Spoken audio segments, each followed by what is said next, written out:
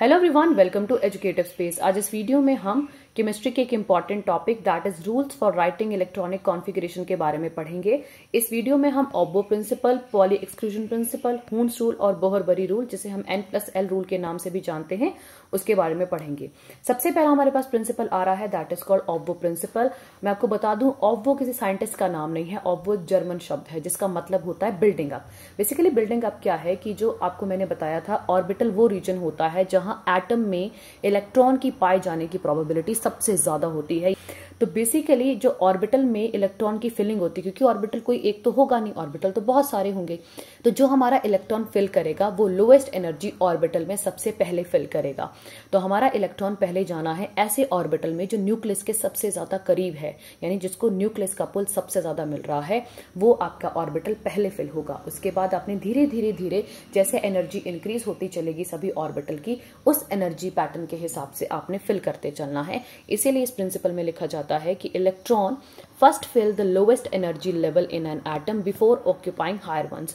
अब lower energy क्या है? मान लीजिए हमारे पास इलेक्ट्रॉन है, उसमें बहुत सारे शेल हैं, मल्टीपल शेल उसके पास है, तो ये सेंटर में न्यूक्लियस है। तो पहले आप इनर शेल को फिल करेंगे, ये इनर शेल के इलेक्ट्रॉन यहाँ फिल होंगे पहले, फिर आप आगे तरफ को बढ़ेंगे, आगे जो हमारे ऑर्बिटल है वहां फिल करेंगे। आप ऐसे नहीं कि बीच में आपने कोई भी रैंडमली ऑर्बिटल को फिल कर दिया है। तो जो जिसकी सबसे एनर्जी लोएस्ट होगी वो सबसे पहले फिल होगा। अब किसकी लोएस्ट होगी, किसकी ज्यादा होगी, हम कैसे पता लगाएंगे? वो हम पता लगाएंगे बोहर-बरी रूल से, जो हम आगे पढ़ेंगे। लेकिन अब हर एक ऑर्बिटल के लिए वो रूल लगाना हमारे लिए पॉसिबल नहीं होता, तो हम क्या करते हैं, ट्रिक का इस्तेमाल करते हैं। तो आपने कुछ नहीं करना है, आपने जैसे यहाँ लिखा है, यहाँ आपने चुपचाप पहले 1 2 3 4 5 6 और 7 ऐसे काउंटिंग लिखनी है। फिर आपने काउंटिंग 2 3 4 5 6, फिर आपने लिखना है 3 4 5 और फिर आपने 4 लिखना है। इस तरह से आपने काउंटिंग लिखनी है। पहली वाली लाइन में आपने SS लिखते चलना है, दूसरी लाइन में आपने PP लिखते चलना है, और तीसरी लाइन में आपने DD, और लास्ट लाइन में आपने F लिख देना है। अब आपने क्या करना है, इस तरह से एरो नीचे की डायरेक्शन में लगाने हैं। तो आपने कुछ नहीं करना है, जो आपके पास एरो की डायरेक्शन उसे फॉलो करना है। सबसे पहला आपका ऑर्बिट सबसे पहले जो आपका ऑर्बिटल फिल होगा वो होगा 1s। दूसरे नंबर पे एरो की डायरेक्शन देखिए तो दूसरा कौन सा होगा, 2s। तीसरे डायरेक्शन में देखिए तो हमारे पास क्या आएगा, 2p। फिर आएगा मेरे पास 3s। उसके बाद मेरे पास अगर इस डायरेक्शन में देखिए तो मेरे पास क्या आएगा, 3p। 3p के बाद मेरे पास क्या आएगा, 4s। और इस तरह से हम आगे ऑर्बिटल्स को लिखते चलेंगे। तो इसी लेवल पे सबसे पहले जो इलेक्ट्रॉन फिल होगा वो 1s में, फिर आपका किस पे होगा, 2s में।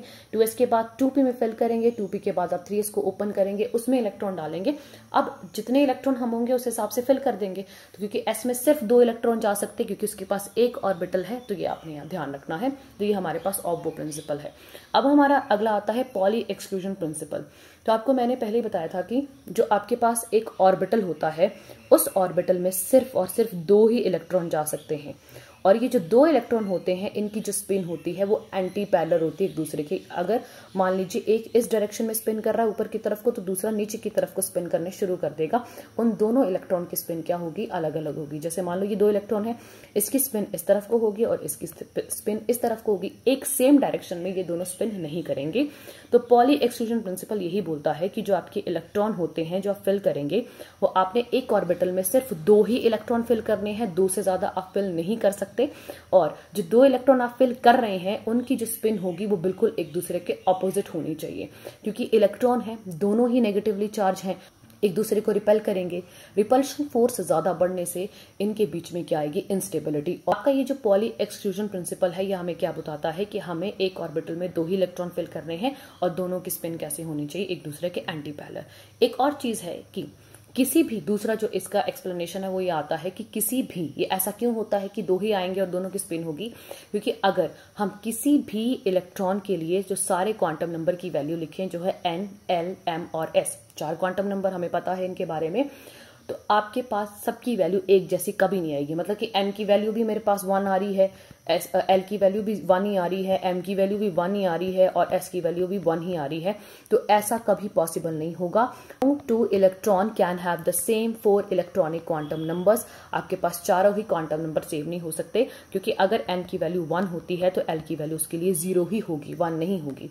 अगर N की वैल्यू 2 है तो उसके लिए L की वैल्यू 0 या 1 नहीं हो सकती है, पर इसके लिए आपके पास M की वैल्यू 0 होती है।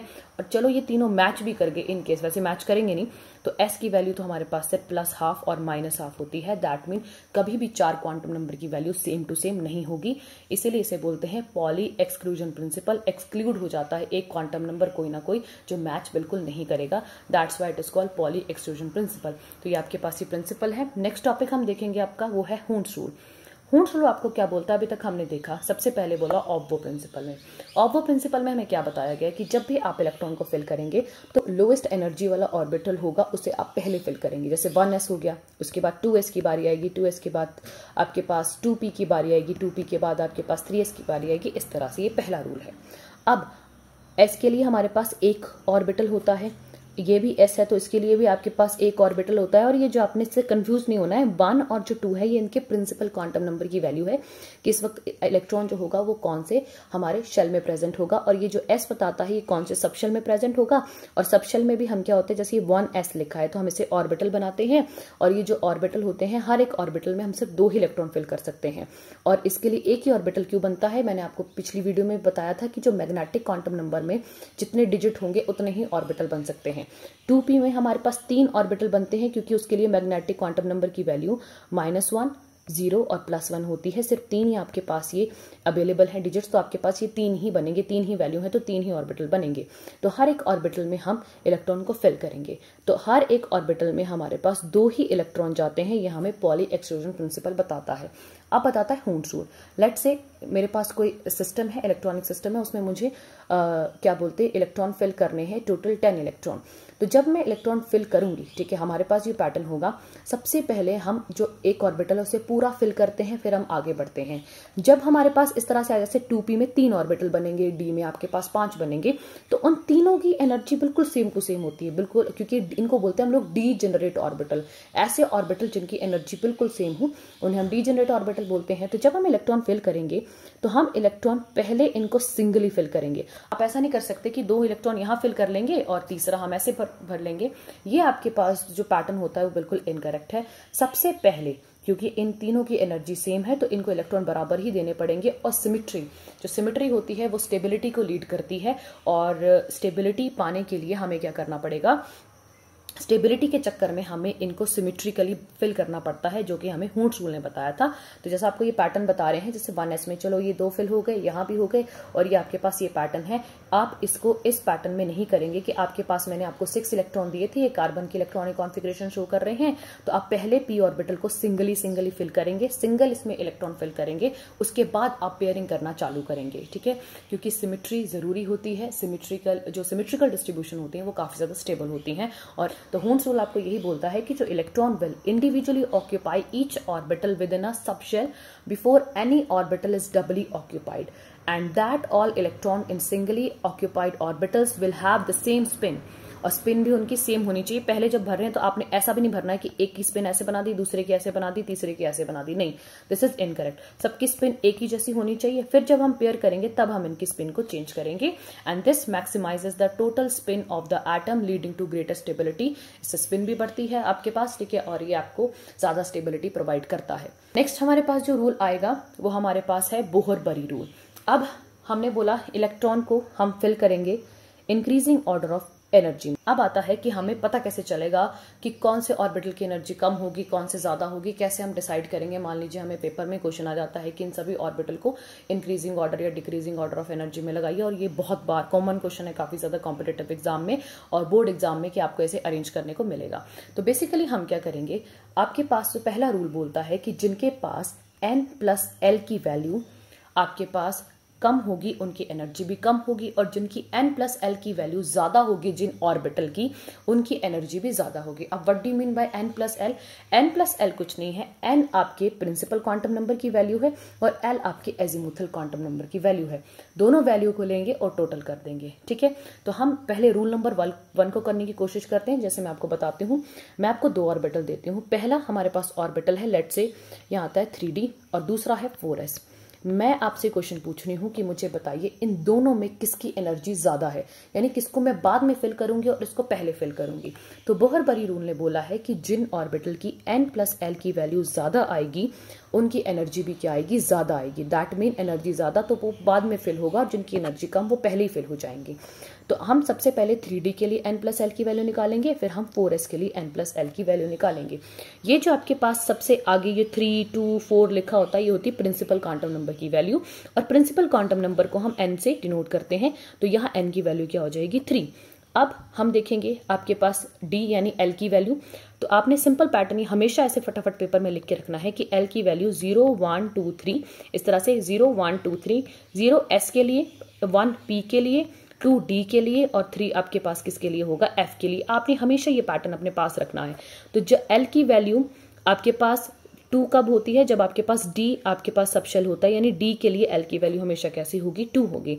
तो l की वैल्यू कितनी आई, 2 आई। तो अब हमने इसे n+l रूल लगाना है, तो यहाँ 3 + 2 करेंगे और मेरे पास वैल्यू कितनी आ जाएगी, 5 आ जाएगी। सेम कॉन्सेप्ट यहाँ लगाएंगे। ये है मेरे पास n की वैल्यू यहाँ 4 है, और मेरे पास जो l की वैल्यू आएगी s के लिए, जो l की वैल्यू होती है वो होती है 0। तो ये मैं यहाँ 0 लिख दूंगी और इनको टोटल करूंगी, तो मेरे पास 4 + 0 कितना आएगा, 4। दैट मीन्स इसमें जो आपके पास n+l की वैल्यू किसकी ज़्यादा, 3D की ज़्यादा। दैट मीन एनर्जी में कौन ज़्यादा आएगा, 3D। तो इसीलिए हम लोग 4s को फिल पहले करते हैं एज कंपेयर टू 3D।